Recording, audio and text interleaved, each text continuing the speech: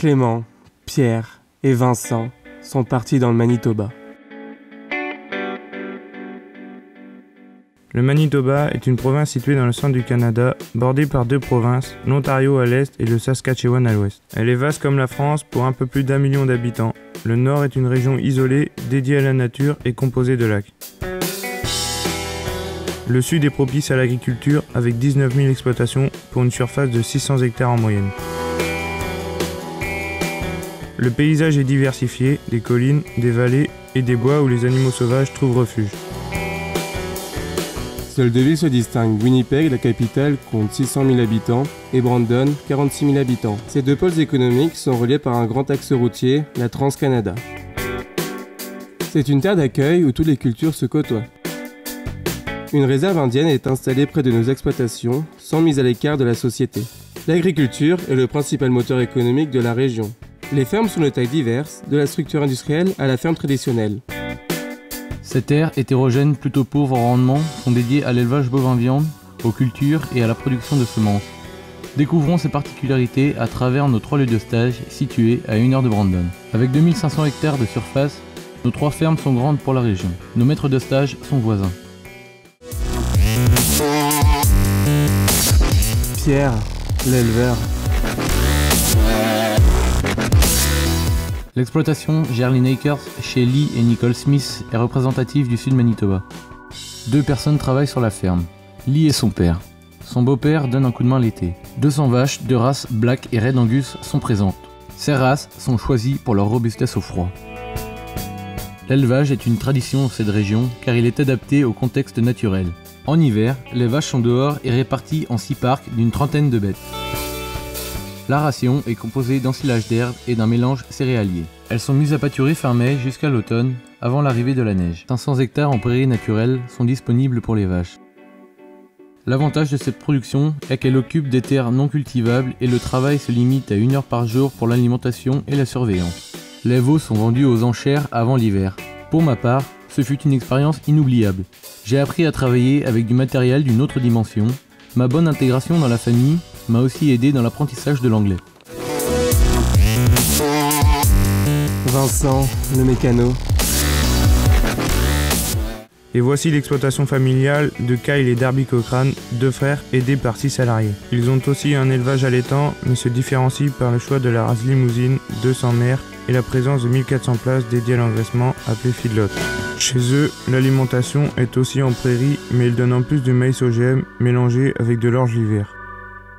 Le feedlot est occupé de octobre à fin mars par des vaches de réforme venant de l'extérieur. Elles sont engraissées pendant 2 semaines. Des contrats sont signés avec un industriel alimentaire. D'octobre 2014 à avril 2015, 7000 têtes passeront par le feedlot. Les productions végétales sont diversifiées, tournesol, maïs OGM, colza et blé, ce qui enrichit les rotations sur les 1700 hectares. Le système cultural est simplifié pour toutes les productions.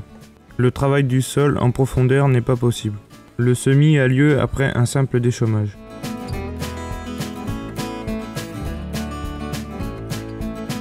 J'ai apprécié l'accueil que j'ai eu de mes maîtres de stage et des salariés. L'équipe est jeune et cool au travail et en dehors. Ils étaient ouverts aux autres pays et me faisaient confiance. Clément, le chauffeur. Chez Robert et Helen Stevenson, la production de semences est l'activité principale. 3 personnes travaillent sur la ferme. Robert, Sidney son fils et Jim un salarié, plus un stagiaire étranger durant l'été. Monsieur Stevenson achète des semences de haute qualité, en petite quantité, pour les multiplier et les revendre. Lorsque le grain est battu, il est vendu à Pioneer, une entreprise multinationale, ou à d'autres agriculteurs du Canada. La possibilité de stockage est importante sur la ferme. La spécialité de l'exploitation est la mise en place d'un trieur à grains.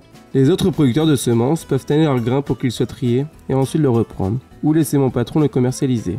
Le commerce implique d'avoir du temps pour déplacer du grain, pour charger et décharger les camions et de la maintenance sur les trieurs. Vu de l'extérieur, cette exploitation est gérée par des hommes compétents. Ce sont des personnes qui ont conscience des enjeux environnementaux, ce qui est rare dans ce milieu. Le travail sur la ferme est très intéressant. La bonne humeur était présente au quotidien. Lorsque nous sommes arrivés durant le mois d'avril, la neige et le froid étaient encore présents. Nous avons dû apprendre très vite la langue pour pouvoir nous exprimer et comprendre les consignes afin de ne pas avoir de problème durant les semis. Les intempéries ne cessaient pas, la saison de semis a donc été compromise. La plupart des agriculteurs ont semé seulement 75% de leur surface. Une minorité n'a pas du tout semé, certains ont même brûlé leurs champs pour les sécher en surface. Les techniques de semis sont variables dans cette région. La plupart des agriculteurs utilisent la méthode du semis direct, tandis que d'autres cultivent la terre avant de semer. En juillet et août, 3 fois par semaine, il faut vider les silos, soit 4 camions de 30 tonnes par jour pour la préparation avant la récolte de septembre. L'entretien des batteuses est fait à cette période. Concernant les élevages, l'activité principale des mois de juin et juillet est le fauchage de l'herbe pour la production de foin. Les conditions climatiques de cette année n'ont pas permis de récolter les quantités habituelles. À cause des intempéries, toute la saison a pris un mois de retard. Globalement, l'année n'a pas été favorable aux cultures et aux récoltes de fourrage.